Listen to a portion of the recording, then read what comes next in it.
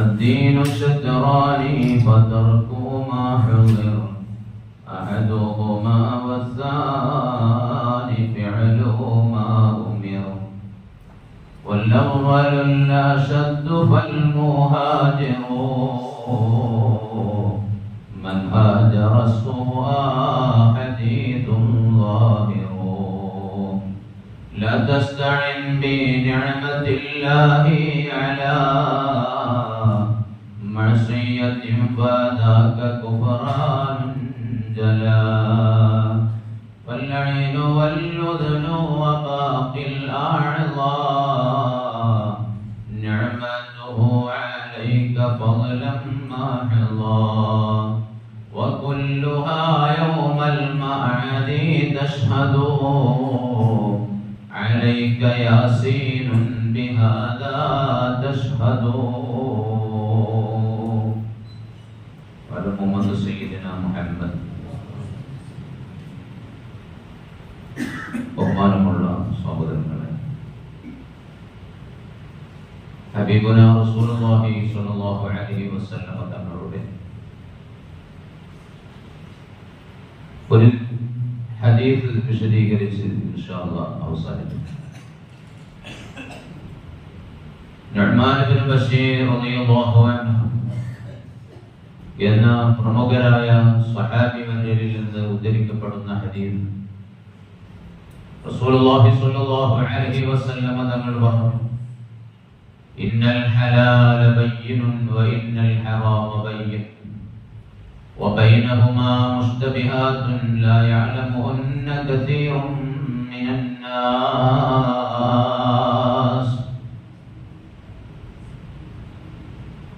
ഹലാൽ എന്താണ് എന്നത് വളരെ വ്യക്തമാണ്, ഹറാമ എന്താണ് എന്നതും വ്യക്തമാണ്.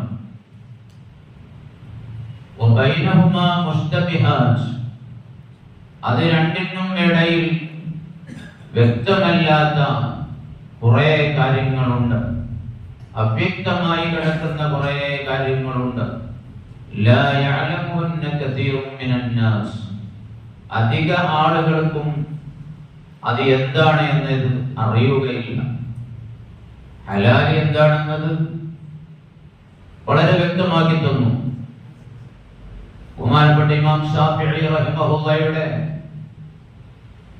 നിർവചന പ്രകാരം മാലം യരിദ് ദലീലുൻ ബിതഹരീമിഹി, ഹറാമാണ് എന്ന് തെളിവൊന്നും വന്നിട്ടില്ലാത്തവ ഹലാലാണ്. ഒന്നിരിക്കൽ അത് ഹലാലാണെന്ന് വ്യക്തമായി തെളിവ് തന്നെ വന്നതും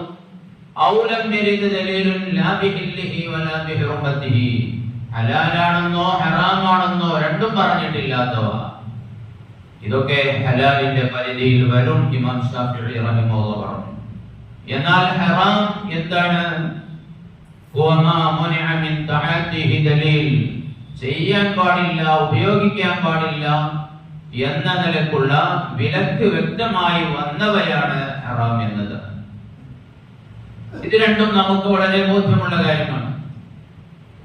എന്നാൽ ഇവ രണ്ടിനും ഇടയിൽ കുറെ അവ്യക്തതയുള്ള കാര്യങ്ങളുണ്ട്. അത് ഹലാലാണോ എന്ന് ചോദിച്ചാൽ വ്യക്തമായി ഹലാലാണെന്ന് പറയാൻ കഴിയൂല. ഹറാമാണെന്ന് ചോദിച്ചാൽ ഹറാമാണ് എന്നതും തറപ്പിച്ച് പറയാൻ കഴിയുകയില്ല. അങ്ങനെയുള്ള കുറെ കാര്യങ്ങളുണ്ട്. എന്നാൽ അതിൻ്റെ ഒരു നിയമമില്ലേ? നിയമമുണ്ട്. അതാണ് റസൂലുള്ളാഹി തങ്ങൾ പറഞ്ഞത്, ലാ യഅലമുഹുന്ന കസീറുൻ മിനൻ നാസ്, അധിക ആളുകൾക്കും അതിന്റെ നിയമം എന്താണ്, ഹുക്ം എന്താണ് എന്നത് അറിയുകയില്ല. വിശുദ്ധമായ ഖുർആനിലെ മറ്റൊരു ആയത്തിൽ നമുക്ക് കാണാം റാസിഖൂന ഫിൽ ഇൽമ് എന്നുള്ള പ്രയോഗം. അഗാധമായ ജ്ഞാനമുള്ള ആളുകൾക്ക് അതിലെ ഹുക്ം എന്താണെന്നത് വ്യക്തമായി അറിയാൻ കഴിയും. അത്തരം സാഹചര്യത്തിൽ അവരൊക്കെ എന്താണ് ഇതിന്റെ നിലപാടുകൾ സ്വീകരിച്ചത്, എന്ത് നിലപാട് സ്വീകരിക്കാനാണ് നമ്മോട് പറഞ്ഞത്, അത് അവലംബിക്കുകയും സ്വീകരിക്കുകയും ചെയ്യലാണ് നമുക്കുള്ള മാർഗം. അധിക ആളുകൾക്കും എന്താണ് ശുബ്ഹത്ത് എന്നത് അറിയുകയില്ല.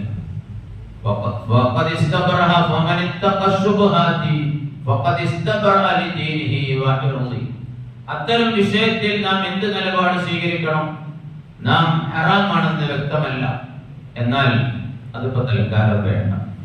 ഹലാലാണോ ഹറാമാണെന്ന് ബോധ്യമില്ല, എന്നാൽ തൽക്കാലം അത് ഉപയോഗിക്കാതിരിക്കുക, അതിൽ ഇടപെടാതിരിക്കുക. ആളുകൾ അതിനെ പറ്റിയൊക്കെ അത് ഹലാലല്ല എന്ന് പറയുന്നുണ്ട്, എന്നാൽ സൂക്ഷ്മത പാലിക്കൽ, അത് ഉപയോഗിക്കാതിരിക്കുക, അത് ചെയ്യാതിരിക്കുക എന്നതാണ്. ഇതാണ് ചുരുക്കം ഇതിന്റെ വിവരണം.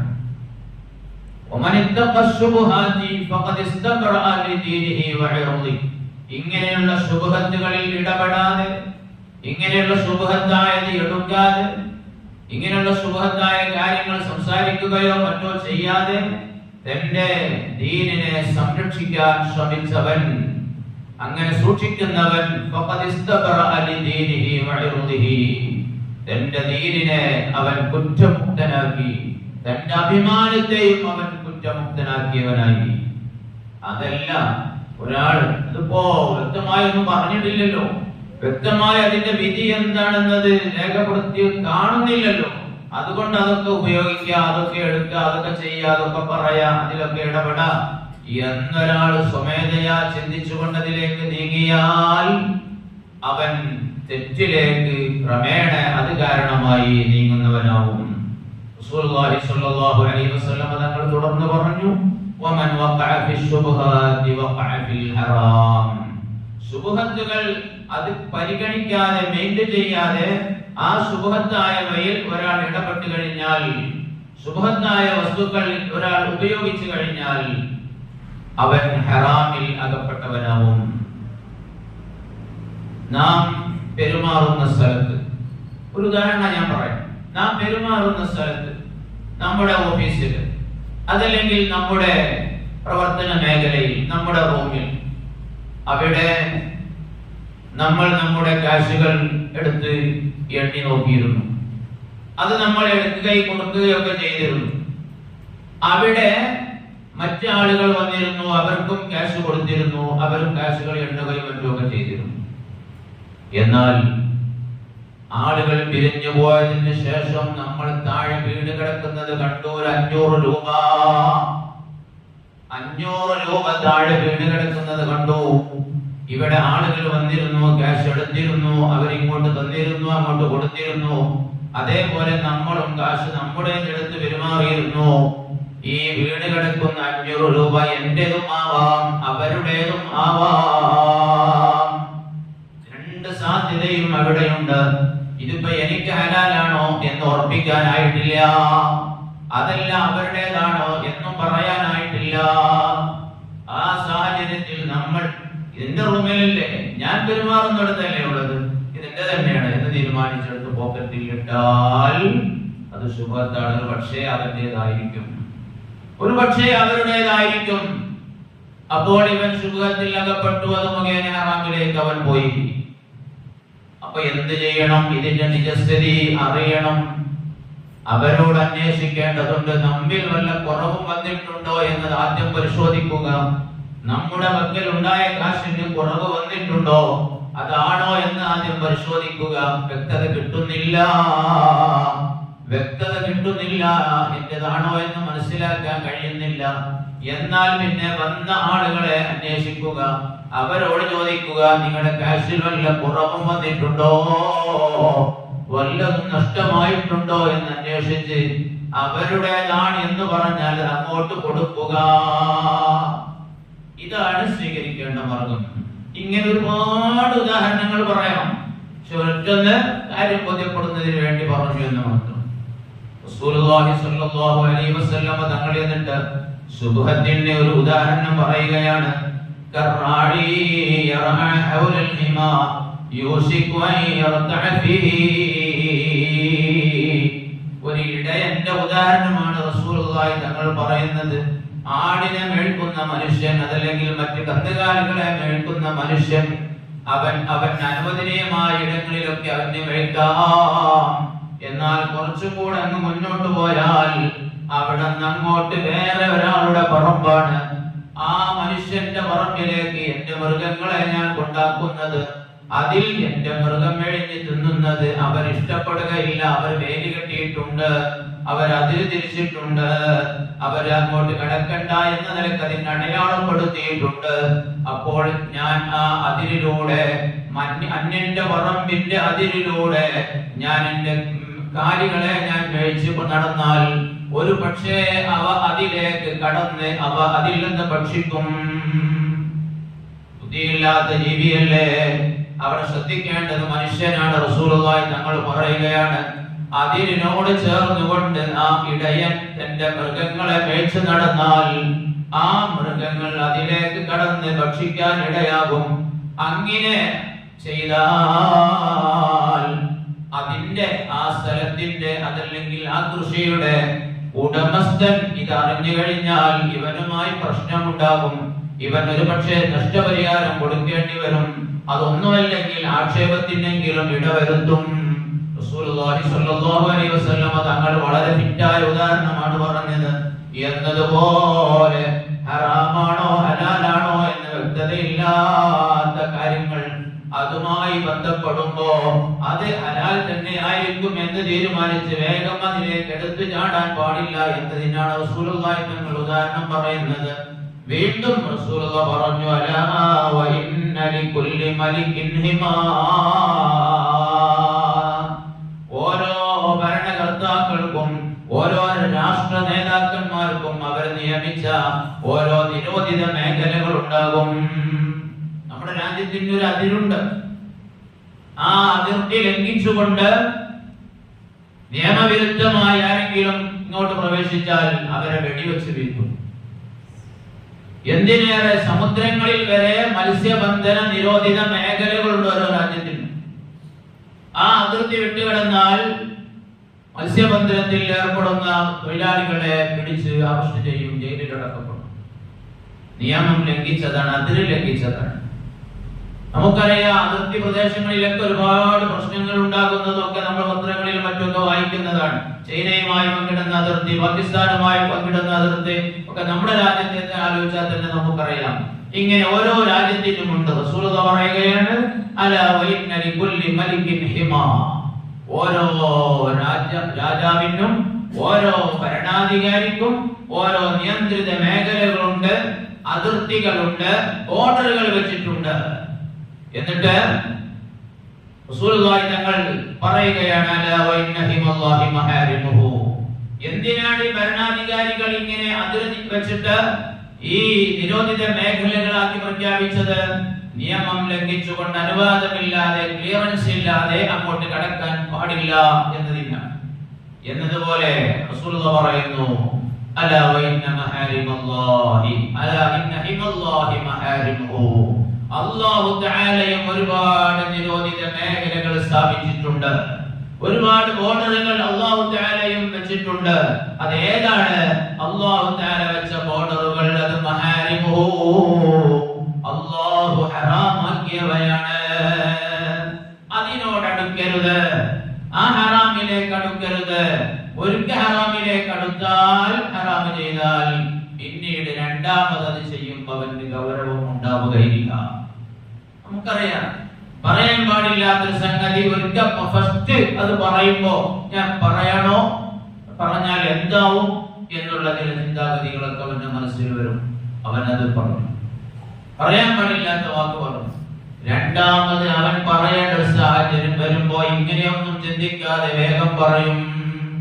മൂന്നാമത് അത്രയും ആലോചിക്കാതെ അവൻ പറയും. അതാണ് റസൂലുള്ളാഹി സ്വല്ലല്ലാഹു അലൈഹി വസല്ലം തങ്ങൾ ഉദാഹരണങ്ങളിലൂടെ നമ്മെ പഠിപ്പിക്കുന്നത്.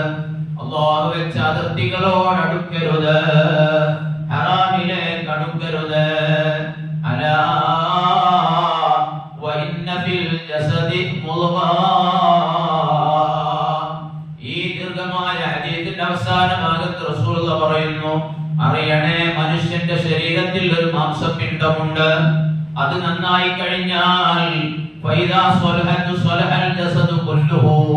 അത് നന്നായാൽ മനുഷ്യൻ മുഴുവൻ നന്നായി. വൈദാ ഫസദത് ഫസദൽ ജസദു കുല്ലുഹു. അത് ചീത്തയായാൽ മനുഷ്യന്റെ ശരീരം മുഴുവൻ ചീത്തയായ ഫലത്തിലാണ്. അലാ വഹിയൽ ഖൽബ്.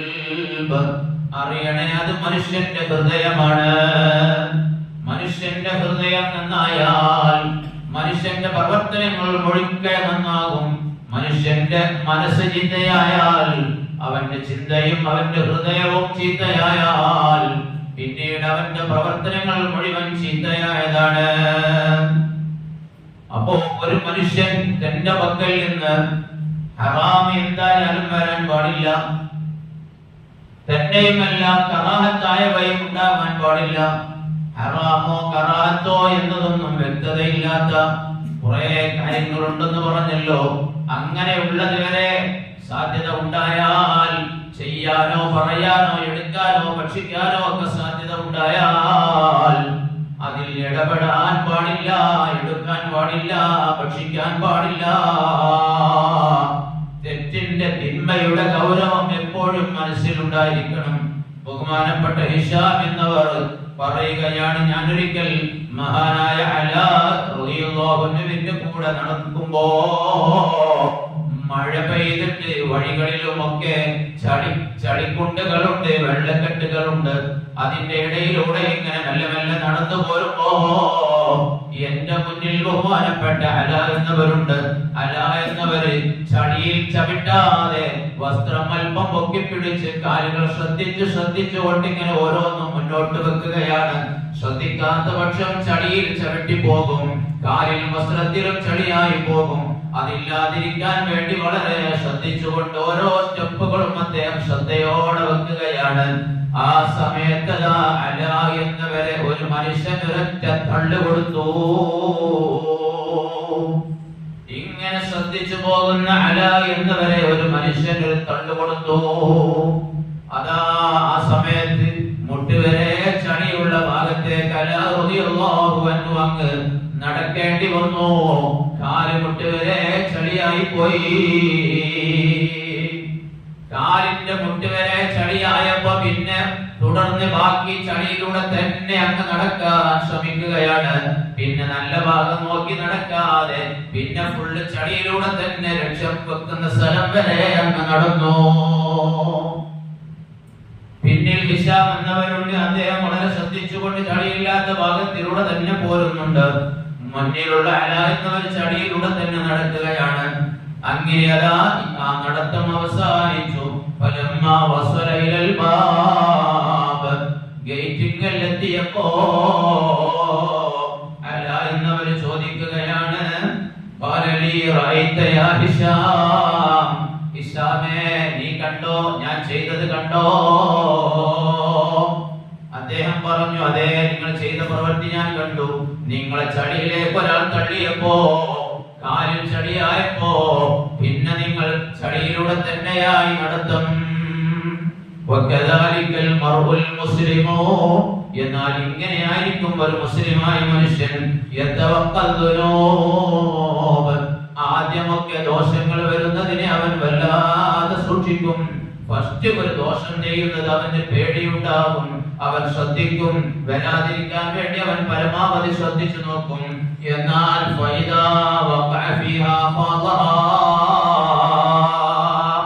ഒന്നങ്ങ് ചെയ്തു പോയാൽ പിന്നെ അവൻ അതിന്റെ ആളായി മാറുന്നു. അതിനെനിക്ക് പറഞ്ഞു തരാൻ വേണ്ടി, പഠിപ്പിച്ചു തരാൻ വേണ്ടിയാണ് എന്റെ കാലിൽ ചളിയായപ്പോ ബാക്കി പിന്നെ ചളിയിലൂടെ തന്നെ ഞാൻ നടന്നത്. അങ്ങനെയാണ് അവരുടെയൊക്കെ പ്രബോധനങ്ങൾ. ബാക്കിലുള്ള ശിഷ്യനെ പഠിപ്പിച്ചു കൊടുക്കാൻ വേണ്ടി ഗുരുനാഥൻ ചെയ്ത ഒരു വിദ്യയാണ് അത്. അതുകൊണ്ട് തന്നെ കാലാകാലം അത് ആളുകൾ പറയുന്നു, അനുസ്മരിക്കുന്നു, പഠനവിധേയമാക്കുന്നു. പ്രിയമുള്ളവരെ, ഹറാമുകൾ വല്ലാത്ത സംഗതിയാണ്. നമ്മുടെ പ്രാർത്ഥനകൾ തടയപ്പെടും, നമ്മുടെ അമലുകൾ തടയപ്പെടും. നാം ചെയ്യുന്ന അമലുകളൊക്കെ അല്ലാഹുവിന്റെ അടുക്കൽ സ്വീകാര്യമാകുന്നതിന് അത് തടസ്സമാകും. നമ്മൾ ചെയ്യുന്ന പ്രാർത്ഥനകൾക്ക് ഉത്തരം ലഭിക്കാതെ വെറുതെയുള്ള പ്രാർത്ഥനയായി മാറും. നമ്മുടെ അവയവങ്ങളെല്ലാം നമ്മൾ സൂക്ഷിക്കേണ്ടതുണ്ട്. അല്ലാഹു തആല തന്ന വലിയ അനുഗ്രഹങ്ങളാണ് നമ്മുടെ അവയവങ്ങൾ എന്ന് പറയുന്നത്.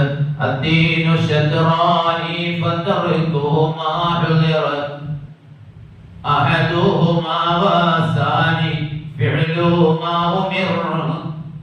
ദീൻ എന്നത്, അല്ലാഹുവിന്റെ ദീൻ എന്നത് രണ്ട് പാർട്ടാണ്. ഒന്ന്, വിരോധിച്ച കാര്യങ്ങളൊക്കെ ഒഴിവാക്കി ജീവിക്കുക. രണ്ട്, കൽപ്പിക്കപ്പെട്ടവയൊക്കെ ചെയ്യുക. എന്നാൽ വല്ലവ്വലുല്ലാശത്തു ഫൽ മുഹാജിറു മൻ ഹാജറ സൂഅ ഹദീസുൻ ളാഹിറു. ഈ രണ്ടെണ്ണത്തിൽ ഏറ്റവും ഗൗരവമായത് ആദ്യം പറഞ്ഞതാണ്. അതായത് വിരോധിക്കപ്പെട്ട കാര്യങ്ങൾ, ചെയ്യാൻ പാടില്ല എന്ന് പറഞ്ഞ കാര്യങ്ങൾ ഒഴിവാക്കി ജീവിക്കലാണ്. ചെയ്യാൻ പറഞ്ഞ കാര്യത്തിനേക്കാൾ ഗൗരവമുള്ളത് ചെയ്യരുത് എന്ന് പറഞ്ഞ കാര്യം ജീവിതത്തിൽ വരാതെ ശ്രദ്ധിച്ചിരിക്കലാണ്. വാജിബായ പ്രവർത്തനങ്ങൾ ചെയ്യുന്നതിനേക്കാൾ ഗൗരവം വിരോധിക്കപ്പെട്ട കാര്യങ്ങൾ ചെയ്യാതിരിക്കലാണ്. അത് ഹദീസിൽ തന്നെ റസൂലുള്ളാഹി തങ്ങൾ പഠിപ്പിച്ചതാണ്. അൽ മുഹാജിറു മൻ ഹജറ മാ നഹല്ലാഹു അൻഹു. മുഹാജിർ എന്നാൽ അല്ലാഹു തആല വിരോധിച്ച കാര്യങ്ങളെയൊക്കെ വർജിച്ചുകൊണ്ട് നടക്കുന്ന മനുഷ്യനാണ്. ലാ തസ്തഇൻ ബി നിഅമത്തില്ലാഹി അലാ മഅസിയത്തിൻ ഫദാക കുഫ്റാനുൻ ജലാ. അല്ലാഹു തആല നിനക്ക് തന്ന അവന്റെ നിഅമത്തുകളെ അവന് നന്ദികേട് കാണിക്കുന്നതിൽ, അവനെ എതിര് ചെയ്യുന്നതിൽ ഒരിക്കൽ നീ ഉപയോഗിക്കല്ല. ദോഷങ്ങൾക്ക് വേണ്ടി നമുക്ക് അല്ലാഹു തആല തന്ന അനുഗ്രഹങ്ങളെ ഉപയോഗിക്കുക എന്നത് ആ അനുഗ്രഹത്തിന് ചെയ്യുന്ന നന്ദിക്ക് പകരം നന്ദികേടാണ്. ഫൽഐനു വൽഉദ്നു വബാഖിൽ അഅ്ളാ നിഅമതുഹു അലൈക ഫദ്ലൻ മഹ്ളാ. അല്ലാഹു തആല നമുക്ക് തന്ന രണ്ട് കണ്ണുകൾ, ആ രണ്ട് കണ്ണുകളുടെ കാഴ്ചകൾ, അതേപോലെ നമ്മുടെ കേൾവി ശക്തി, മറ്റ് മുഴുവൻ അവയവങ്ങളും നിഅമതു അലൈക, അല്ലാഹു നിനക്ക് തന്ന അനുഗ്രഹങ്ങളാണ്. അത് നമ്മൾ എന്തെങ്കിലും അങ്ങോട്ട് കൊടുത്തിട്ട് തന്നതല്ല. ഫദ്ലൻ മഹ്ളാ, അവന്റെ മഹ്ള് ഫദ്ലായി അല്ലാഹു നമുക്ക് തന്നതാണ്. വകുല്ലുഹാ യൗമൽ മആദി തശ്ഹദൂ. ഈ അവയവങ്ങളൊക്കെ നാളെ അന്ത്യദിനത്തിൽ സാക്ഷിയാകുന്നതാണ്. നല്ലത് ചെയ്തവർക്ക് നല്ലതിന് സാക്ഷിയാണ്, തിന്മയ്ക്ക് വേണ്ടി ഉപയോഗിച്ചവർക്ക് അതിന് അവനെതിരിലും സാക്ഷിയാണ്. അലൈക യാസീനും ബിഹാദാ തശ്ഹദൂ. സൂറത്ത് യാസീനിൽ ഇക്കാര്യം വ്യക്തമായി പറയുന്നുണ്ട്. സൂറത്ത് ഫുസ്സിലത്തിലും പറയുന്നുണ്ട്. ഖുർആനിൽ മറ്റിടങ്ങളിലും പറയുന്നുണ്ട്. നമ്മുടെ കണ്ണ് നമുക്കെതിരിൽ സാക്ഷിയാകും, നമ്മുടെ കാത് നമുക്കെതിരിൽ സാക്ഷിയാകും, നമ്മുടെ കൈകാലുകൾ നമുക്കെതിരിൽ സാക്ഷിയാകും. ഇങ്ങനെ നമ്മുടെ അവയവങ്ങളൊക്കെ നമുക്കെതിരിൽ അന്ത്യദിനത്തിൽ സാക്ഷിയാകുമെന്ന് വിശുദ്ധ ഖുർആൻ വളരെ വ്യക്തമായി പറഞ്ഞതാണ്.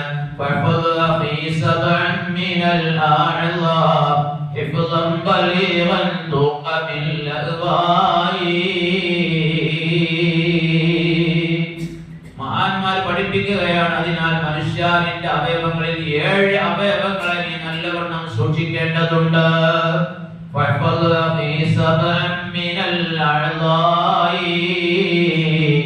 എന്നാൽ നല്ലവണ്ണം 7 അവയവങ്ങളെ സൂക്ഷിച്ചാൽ അപകടങ്ങളിൽ നിന്ന്, ശിക്ഷയിൽ നിന്ന് രക്ഷപ്പെടാം, മനുഷ്യന് നന്നായി തീരാം. ഏതാണ് 7 അവയവങ്ങൾ? അൽഐനു വല്ലിസാനു ഫർജുൻ ബദ്നു വൽയദു വൽരിജ്ലു കദാ വൽഉദ്നു. വലിയ വിപത്തുകൾ ഉണ്ടാക്കുന്ന, നമുക്ക് വലിയ വിനയാകുന്ന നമ്മുടെ ഏറ്റവും വലിയ അനുഗ്രഹങ്ങളായ 7 അവയവങ്ങളാണ് ഈ പറഞ്ഞത്. ഒന്ന് അൽഐനു, നമ്മുടെ കണ്ണുകൾ തന്നെയാണ്. കണ്ണ് എന്ന വലിയ അനുഗ്രഹത്തിന് അല്ലാഹു തആല അനുവദിച്ചതും അല്ലാഹു നോക്കൽ പുണ്യമാക്കിയതുമായ കാര്യങ്ങൾ നോക്കാനും കാണാനും വേണ്ടി നമ്മൾ ഉപയോഗിക്കേണ്ടതുണ്ട്. ഹറാം ദർശിക്കാൻ വേണ്ടി നമ്മൾ ബോധപൂർവം ഉപയോഗിക്കരുത്. അത് അതിനോട് കാണിക്കുന്ന നന്ദികേടാണ്. രണ്ടാമതായി വല്ലിസാൻ, നമ്മുടെ നാവ്, നമ്മുടെ സംസാരശേഷി അല്ലാഹു തആല തന്ന വലിയ അനുഗ്രഹമാണ്. എത്ര ആളുകൾ യാതൊരു കുഴപ്പവുമില്ലാത്ത ആളുകൾ, പക്ഷേ ആശയവിനിമയത്തിന് അവർക്ക് കഴിയുന്നില്ല. മനസ്സിലുള്ള കാര്യങ്ങൾ പറഞ്ഞ് മറ്റുള്ളവർക്ക് ബോധ്യപ്പെടുത്തി കൊടുക്കാൻ, എനിക്ക് ഇന്ന കാര്യം വേണമെന്ന് പറയാൻ, എനിക്ക് ഇന്ന ബുദ്ധിമുട്ടുണ്ടെന്ന് പറയാൻ അവർക്ക് കഴിയുന്നില്ല. അതാലോചിക്കുമ്പോൾ അല്ലാഹു തആല നമുക്ക് തന്ന എത്ര വലിയ അനുഗ്രഹമാണ്. സ്ഫുടമായി സംസാരിക്കാനുള്ള നമ്മുടെ ഈ കഴിവ്, ഇത് അല്ലാഹു തആല പൊരുത്തപ്പെട്ട നല്ല കാര്യങ്ങൾ പറയാൻ, നല്ലത് ചൊല്ലാൻ, അതിനൊക്കെ ഉപയോഗിക്കാൻ സാധിച്ചാൽ വലിയ അനുഗ്രഹമാണ്. മൂന്നാമതായി ഫർജുൽ മനുഷ്യന്റെ മുഖ്യഭാഗങ്ങളാണ്. അതിനെയും തിന്മകൾക്കൊന്നും ഉപയോഗിക്കാതെ അല്ലാഹു അനുവദിച്ചത് മാത്രം ചെയ്യാൻ നമ്മൾ ശ്രമിക്കേണ്ടതുണ്ട്. നാലാമതായി ബത്നു, മനുഷ്യന്റെ ഉദരമാണ്, മനുഷ്യന്റെ വയറാണ്. നമുക്ക് വിശപ്പുണ്ട്, ദാഹമുണ്ട്, പക്ഷേ നമുക്ക് ഈ ഭക്ഷിക്കുന്നതിനും കുടിക്കുന്നതിനും ഒക്കെ നിയന്ത്രണങ്ങളുണ്ട്. ഈ തോന്നുന്നതെല്ലാം എടുത്ത് നമുക്ക് ഭക്ഷിക്കാൻ പറ്റില്ലല്ലോ. ഹലാലാണെന്ന ബോധ്യം വേണം. ഹലാലായതേ ഭക്ഷിക്കാനും കുടിക്കാനും നമ്മുടെ വയറ്റിലേക്കും ഉൾപ്പെടുത്താൻ നമുക്ക് പറ്റുകയുള്ളൂ. അല്ലാതെ ഹറാമായതൊന്നും കുടിക്കാനോ ഭക്ഷിക്കാനോ പാടില്ല. വയറിനെ നമ്മൾ ശ്രദ്ധിക്കേണ്ടതുണ്ട്. പിന്നീട് വലിയതോ മനുഷ്യന്റെ കൈയാണ്. കൈക്കുള്ള സ്വാധീനം, രണ്ട് കൈകൾക്കുള്ള സ്വാധീനം അല്ലാഹു തആല തന്ന വലിയ കഴിവാണ്. കൈകളില്ലാത്ത ആളുകളെ നമ്മൾ കാണുന്നില്ലേ? ഉള്ള കൈകൾക്ക് സ്വാധീനമില്ലാത്തവരെ നമ്മൾ കാണുന്നില്ലേ? അപകടങ്ങളിലോ മറ്റോ ഒക്കെ പെട്ടുകൊണ്ട് അവയവങ്ങളുടെ കൈയിന്റെ ഒക്കെ സ്വാധീനം നഷ്ടപ്പെട്ടവർ, കൈ മുറിക്കപ്പെട്ടു പോയവരൊക്കെ നമ്മൾ കാണുന്നില്ലേ? അവരൊക്കെ എത്ര ബുദ്ധിമുട്ടുകളാണ് സഹിക്കുന്നത്. അതാലോചിച്ച് നോക്കുമ്പോഴേ നമ്മുടെ കൈ എന്ന അനുഗ്രഹത്തിന്റെ വില നമുക്ക് മനസ്സിലാക്കാൻ സാധ്യമാകുകയുള്ളൂ. അടുത്തത് ആറാമത്തത് വരിജിലൂ, രണ്ട് കാലുകളാണ്. അല്ലാഹു തആല നടക്കാൻ തന്ന നമ്മുടെ കഴിവുകളാണ്. ഏഴാമത്തത് വല്ലുദനോ, രണ്ട് ചെവിയാണ്, കേൾവി ശക്തിയാണ്. ഈ വലിയ 7 അനുഗ്രഹങ്ങളായ നമ്മുടെ ഈ അവയവങ്ങൾ, അതിനെപ്പറ്റി ഇസ്ലാമിക ഗ്രന്ഥങ്ങളിലൊക്കെ വളരെ പ്രധാനമായി എടുത്തു പറഞ്ഞതായി കാണാം. ബഹുമാനപ്പെട്ട സയ്യിദുദ്ദീൻ മഖ്ദൂം റളിയല്ലാഹു അൻഹു പ്രത്യേകം ഈ 7 അവയവങ്ങളുടെ ദൂഷ്യഫലങ്ങൾ പ്രതിപാദിക്കുന്നുണ്ട്. ഈ 7 അവയവങ്ങളെ സംരക്ഷിക്കുന്നതിന്റെ മഹത്വം പറയുന്നുണ്ട്. മറ്റു പല ഗ്രന്ഥങ്ങളും പ്രത്യേകം ഈ 7 അവയവങ്ങളെ എടുത്തു പറയുന്നുണ്ട്. ഈ 7 അവയവങ്ങളെ മുസ്ലിമായ മനുഷ്യൻ ശ്രദ്ധിച്ചാൽ, സംരക്ഷിച്ചാൽ അവന്റെ ജീവിതം മുഴുക്കെ നന്നായി തീരും. ഞാൻ എന്റെ വാക്കുകൾ അവസാനിപ്പിക്കുകയാണ്. അർഹമുർ റഹീമീനായ റബ്ബ് സുബ്ഹാനഹു വ തആല അവൻ പൊരുത്തപ്പെട്ട രൂപത്തിൽ അവൻ തന്ന നിഅമത്തുകളെ ഉപയോഗപ്പെടുത്താൻ നമുക്കൊക്കെ തൗഫീഖ് പ്രദാനം ചെയ്യുമാറാവട്ടെ. അല്ലാഹുവേ, നീ തന്ന അനുഗ്രഹങ്ങൾ അത് ഏത് ചെറിയ അനുഗ്രഹമാണെങ്കിലും ഏത് വലിയ അനുഗ്രഹമാണെങ്കിലും അതിന് നന്ദി ചെയ്യുന്ന അടിമകളാക്കി ഞങ്ങളെ നീ സ്വീകരിക്കണേ അല്ലാഹ്. നിന്റെ നിഅമത്തുകൾക്ക് നന്ദികേട് കാണിക്കുന്നവരാകുന്നതില്ലെന്ന് ഞങ്ങളെ നീ സലാമത്താക്കണേ അല്ലാഹ്. അല്ലാഹുവേ, ജീവിതത്തിൽ വന്നുപോയ തെറ്റുകുറ്റങ്ങൾക്ക് നീ അഫ്വ് തരണേ അല്ലാഹ്. പടച്ചോനെ, ഞങ്ങളെ മാതാപിതാക്കൾ, ഭാര്യ, സന്താനങ്ങൾ, കുടുംബങ്ങൾ, ഞങ്ങളുമായി ബന്ധപ്പെട്ടവർ, അല്ലാഹ് ദുആ ചെയ്യാൻ പറഞ്ഞവർ എല്ലാവർക്കും നീ പുറത്തു കൊടുക്കണേ അല്ലാഹ്. എല്ലാവർക്കും നീ പുറത്തു കൊടുക്കണേ അല്ലാഹ്. നിന്റെ റഹ്മത്തും മഗ്ഫിറത്തും ഹിദായത്തും ഞങ്ങൾക്കും അവർക്കൊക്കെ നീ നൽകണേ അല്ലാഹ്. അല്ലാഹുവേ, വിശുദ്ധമായ റമളാനിന്റെ 26-ാം ദിനത്തിലാണ് അല്ലാഹ്. എല്ലാ അമലും നീ കബൂലാക്കണേ അല്ലാഹ്. ശേഷിക്കുന്ന ഏതാനും ദിവസങ്ങൾ മാത്രം അവയൊക്കെ നല്ല പ്രവർത്തനങ്ങളെ കൊണ്ട് ധന്യമാക്കാൻ ഞങ്ങൾക്ക് നീ തൗഫീഖ് തരണേ അല്ലാഹ്. ربنا تقبل منا إنك أنت السميع العليم وتب علينا إنك أنت التواب الرحيم آمين برحمتك يا أرحم الراحمين وصلى الله تعالى وسلم على سيدنا محمد وعلى آله وصحبه أجمعين.